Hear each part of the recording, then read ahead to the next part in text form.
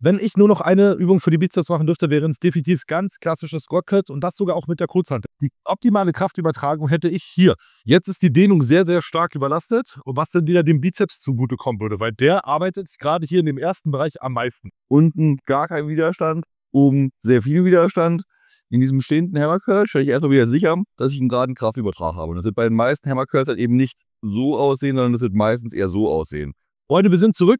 Fabi und ich haben uns ein neues Format für euch überlegt, und zwar, wenn du nur noch 2 Übungen machen dürftest. Jeder von uns darf eine aussuchen und wir gehen da alle Muskelgruppen durch und schauen mal im Detail, was sind wirklich die Übungen, und wenn wir alles andere streichen müssen, welche würden in unserem Trainingsprogramm bestehen bleiben. Und letztendlich, worauf kommt es so wie an? Ja, genau. Wir starten mit dem Bizeps, sicherlich das Thema überhaupt. Ne? Der Räder geht rauchen und wir beide auf jeden Fall auch. Und in dem Sinne dachten wir uns, legen wir da damit los. Ich habe die Freude, beginnen zu dürfen, und ihr seht schon, wir sind schon an der richtigen Stelle.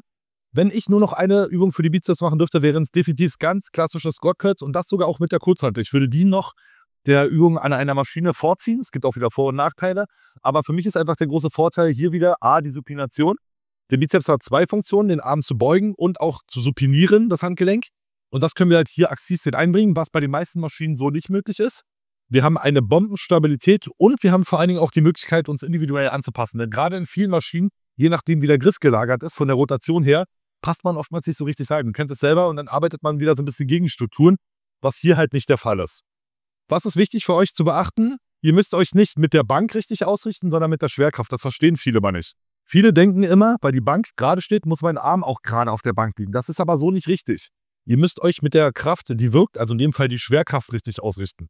Um das zu verdeutlichen, wenn ich jetzt zum Beispiel mich gerade mit der Bank ausrichte, was fast gar nicht möglich ist, dann bin ich irgendwo hier, und du müsstest jetzt mal einmal hier filmen, bitte, dass mein Arm hier lang geht. Das Kabel ist aber eigentlich, oder das Gummiband, was jetzt verdeutlicht, wie die Schwerkraft wirkt, ist neben meinem Körper. Mein Arm ist jetzt zwar gerade, ich breche mir gleich die Schulter, aber die Kraft wirkt daneben. Die optimale Kraftübertragung hätte ich hier. Dann schauen wir jetzt gerade, jetzt ist das Ganze in einer Linie. Die Kraft, die wirkt, was durch das Gummiband dargestellt, geht genau in einem Verlauf durch meinen Arm. Ich lege meinen Arm jetzt zwar schräg auf die Bank, aber die Bank ist scheißegal. Wichtig ist, wo die Kräfte wirken, damit ihr keinen Stress in euer Gelenken produziert. Das heißt, diese Ausrichtung mit einer internen Rotation jetzt hierhin ist für mich stabil und sicher machbar, und ich habe erstmal überhaupt gar keine Störfaktoren drin, die mich jetzt irgendwo zwingen, wieder eine Position einzunehmen, wo ich mich viel mehr darauf konzentriere, mir nicht die Schulter auszureißen, als wirklich Power in den Bizeps zu geben. Und ich glaube, das ist für alle Curl-Varianten, die ihr macht, immer auf diese Linie hier zu achten. Kraftübertrag, Kraftübertrag. Und ich meine, vielleicht auch um zu verdeutlichen, wie unterschiedlich das sein kann. Ich persönlich kann mich jetzt hier zum Beispiel schnurgerade reinstellen und komme hier hervorragend hin. Das sieht jetzt ganz anders aus von der Positionierung her.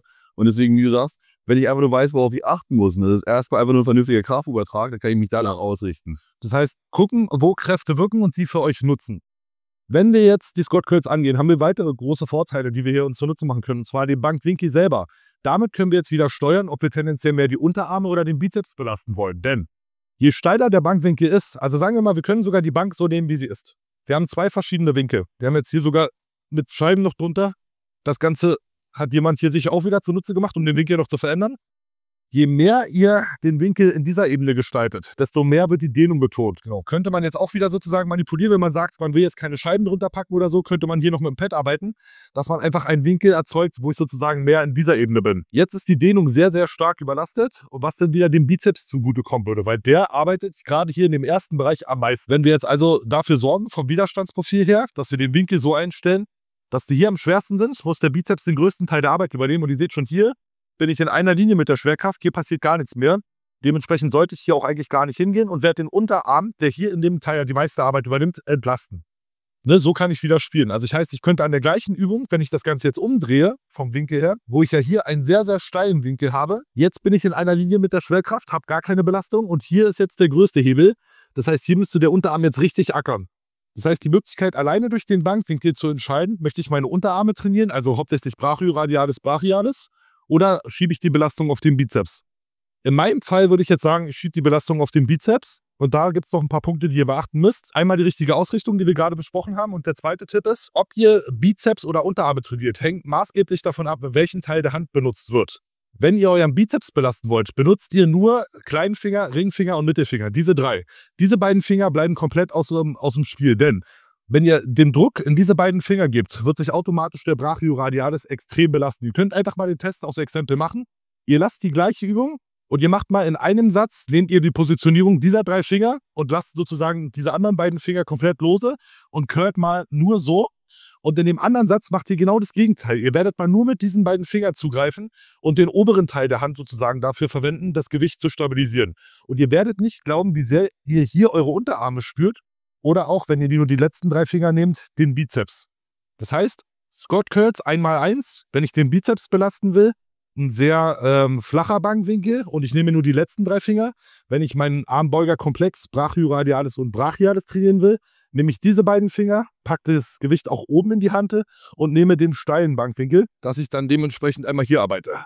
Wichtig ist auch, wo die Hand positioniert wird. Das heißt, wenn ihr eure Unterarme trainieren wollt, nehmt ihr nicht nur diese beiden Finger, sondern greift die Hand auch ganz oben sozusagen, dass hier der meiste Hebel entsteht. Und wenn ihr eure Unterarme trainiert, wieder viele Kalorien verbrannt hier, greife ich die Hand ganz unten und schiebe auch die ganze Belastung nur in diese 3 Finger, dass ich halt hier mit dem flachen Bankwinkel auf den Bizeps agiere. Du schläfst 8 Stunden, bist aber trotzdem dauernd müde und stagnierst im Training. Auch wenn du eigentlich lange genug im Bett liegst, können Schnarchen und auch Atemaussetzer deine Regeneration wirklich komplett zerstören. Denn mit mehr Körpergewicht und vor allen Dingen auch Muskulatur im Schultergürtel steigt dein Risiko für Atemprobleme enorm und eine gezielte CPAP-Therapie kann hier ein absoluter Gamechanger für dich sein. Du kannst direkt überprüfen, ob du selber betroffen bist. Lade dir ganz einfach eine App wie zum Beispiel Sleep Cycle herunter und finde heraus, ob du nachts schnarchst und ob es Hinweise auf Atemaussetzer gibt. Darüber hinaus sind auch niedrige Werte deiner Sauerstoffsättigung ein ganz klares Warnsignal, endlich zu handeln, was du ganz einfach mit so ziemlich jedem herkömmlichen Fitness-Tracker herausfinden kannst. Wenn du dir unsicher bei der Einschätzung bist, schick mir gerne deine Ergebnisse und schau dir vor allen Dingen auch mein ausführliches Video zum Thema an, wo du alle Informationen findest. Denn es ist völlig egal, wie viel Mühe du sonst in deine Regeneration steckst. Wenn du nicht richtig schläfst, leiden nicht nur deine Fortschritte, sondern vor allen Dingen auch deine Lebensqualität. Haben wir noch was zu ergänzen, Fabi? Ich glaube, zu ergänzen ist gar nicht so viel. Letztendlich kann man hiermit, mit diesem Setup, wie du es schon beschrieben hast, auch im Prinzip alle Muskeln abdecken sozusagen. Deswegen, also wir haben das stabilisiert und ich glaube, da gibt es zu den Squat Curls auch gar nicht mehr zu sagen. Was ich vielleicht noch sagen würde ist, bei euch, ihr braucht nicht so eine Bank. Hier so eine normale Bank hier im Gym reicht euch vollkommen aus, weil letztendlich hier könnt ihr genau das machen. Wenn wir uns das hier nochmal anschauen, dann können wir hier ja einfach sagen, zack, hier unten gar kein Widerstand, oben sehr viel Widerstand. Oder ich mache das genaue Gegenteil, mache so. Das muss ich mir jetzt so ein bisschen hinknien, aber dafür habe ich eine schöne Lastkurve hier. Dann kann ich jetzt hier hingehen, habe hier verdammt viel Widerstand und hier hört er komplett auf.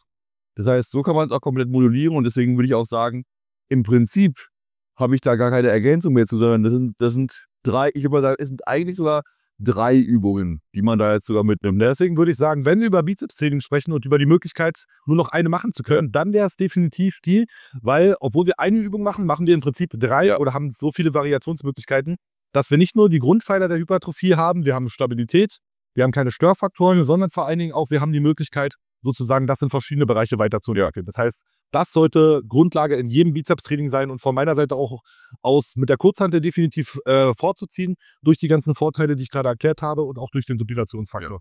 100%. Was ich einfach ergänzen will, ist noch eine nicht stabilisierte Übung, nur um euch das Gedankenspiel ein bisschen zu verdeutlichen. Und zwar, ich nehme jetzt mal noch einen stehenden Hammer Curl.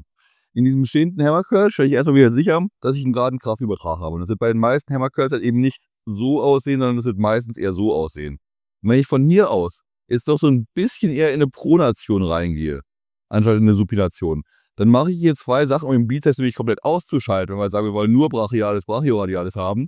Wir haben hier oben den Schwerpunkt, hier ist es am schwersten. Das heißt, hiermit machen wir schon mal einen Shift Richtung Brachialis und Bizeps. Und zweitens, indem ich jetzt hier weggehe, gebe ich dem Bizeps einen schlechteren Hebel. Wenn ich hier hingehe, gebe ich dem Bizeps tendenziell einen besseren Hebel. Das heißt, ihr könnt sowohl, und ich glaube, das sind die beiden entscheidenden Punkte, die universell fürs Bizepstraining gelten. Per Lastkurve ist es hier am schwersten oder ist es hier am schwersten und per Handgelenksposition bin ich hier, hier oder hier die Anteile verschieben. Und das kann man universell anwenden. Vielleicht nochmal für alle, die noch nicht so weit sind. Wenn wir die Hand in diese Richtung drehen, ist das die Supination, von der wir gesprochen haben. Das ist die Pronation und das ist die neutrale Handstellung. Das ist erstmal wichtig als Grundlage, worüber wir überhaupt sprechen. Ne? Bizeps, Brachioradialis, aber auch nur anteilig. Das heißt, es ist nicht so, dass die anderen Muskeln dann ausgeschaltet sind. Je mehr wir in diese einzelnen Positionen gehen, desto mehr schieben wir die Belastung in die Bereiche. Der Arm wird aber als Ganzes durch die ganzen durch den Muskelkomplex, der hier ist, schon irgendwo ganzheitlich arbeiten. Wir können Akzente setzen. Das ist wichtig. Also auch in einem Curl, ich brauche keinen neutralen Griff, um eine Brachialis-Aktivierung zu haben. Ich werde dann ein bisschen mehr haben natürlich. Genau. Aber letztendlich kann man das überall hin und her spielen sozusagen. Ich gebe euch immer so dieses Gedankenspiel mit, was ich mal vor kurzem auch mal noch durchgegangen bin, was eigentlich recht spannend ist. Der Bizeps hat hier in der Dehnung einen guten Hebel, aber hat einen schlechten Hebel, wenn das Ganze supiniert ist. Das heißt, letztendlich ist es auch eine super brachiales Übung, wenn ich quasi einen Reverse Curl mache, der hier unten am schwersten ist, weil der Bizeps hier unten mit dem umgedrehten Handgelenk gar nichts machen kann. Oder eben auch andersrum, wenn ich es hier oben am schwersten mache, ist es auch immer eine super brachioradiale Übung. Und dementsprechend dieses Verständnis zu haben, aus Handposition und Lastkurve ist eigentlich universell alles, was man zum Bizeps-Training braucht. Und Ja. wir würden uns beide nur hier aufhalten. Ja. Man kann jetzt doch super tief einsteigen und Argumente zum Beispiel dafür bringen, dass wir mit dem Arm vor dem Körper eher eine interne Rotation, eher den kurzen Bizepskopf innen sozusagen bekommen und durch die Positionierung mit dem Arm hinter dem Körper, wie zum Beispiel bei den Schrägbankcurls am Kabel, dann tendenziell auch eher den langen Bizepskopf bekommen können. Aber letztendlich, das ist Brot und Butter. Ne? Diese ganzen Feinheiten, wo habe ich es in der Hand, welches Widerstandsprofil und so weiter, das ist dann sozusagen im nächsten Schritt. Im ersten Schritt sollten wir erstmal gucken, haben wir insgesamt eine Übung, die alle Vorteile vom Hypertrophie-Training abdeckt, und das macht der Squat Curl auf jeden Fall. Und ich glaube, wir sind beide auch, egal ob man jetzt an der Maschine geht, ans Kabel oder hierhin, die Fans davon eigentlich die meisten Varianten unilateral zu machen. Ne? Absolut. Armtraining bei mir schon seit Ewigkeiten nur noch unilateral. Einmal, weil je mehr Muskulatur ihr mit der Zeit bekommt, desto schwieriger wird es überhaupt, euch in eine Position zu bringen, wo ihr irgendwie... Bei Arm hier, das geht's noch, aber beim Bizeps wird es echt wird irgendwann unmöglich, und vor allen Dingen auch die Vorteile, die auf der Hand liegen. Wir haben eine höhere Ansteuerung, wir werden mehr Muskelfasern rekrutieren, haben aber beim Armtraining, sind wir mal ehrlich, jetzt nicht den Faktor wie bei allen anderen Übungen, der uns sehr viel Regeneration kostet. Weil sagen wir mal, ich mache einen einarmigen Latzug. Das wird insgesamt, wenn ich da ordentlich Gewicht drauf habe, schon was mit meiner Regeneration machen. Ein einarmiger Bizeps-Curl ist aber in der Regel, da überwiegen die Vorteile der Nachteilen, und wir können jetzt nicht sagen, unilaterales Training müssen wir gezielt oder wohl dosiert einsetzen, weil es uns gar nicht die Regeneration nimmt wie eine große Übung. 100%ig. Ob ich einen Satz einer Beinpresse einbeinig mache, da irgendwie schon. So, dann war was anderes. Ja. Beim Bizep-Curl können wir das definitiv machen. Und da würde ich auch als Anfänger tendenziell meinen Fokus darauf richten, Armtraining, wo es geht, unilateral zu machen. 100%ig. Absolut, ja. In dem Sinne, so wird's was mit dicken Armen. Das war der erste Teil der Reihe. Ihr könnt gespannt sein auf die weiteren. Fabis-Kanal auf jeden Fall auch im Auge behalten, denn wir werden hier die Muskelgruppen hin und her spielen. Auf jedem Kanal wird dementsprechend immer mal ein Teil veröffentlicht werden. Das war der Einstieg. Bizeps, ihr wisst jetzt Bescheid. Lasst gerne Fragen in den Kommentaren da, und dann sehen wir uns im nächsten Video. Ciao.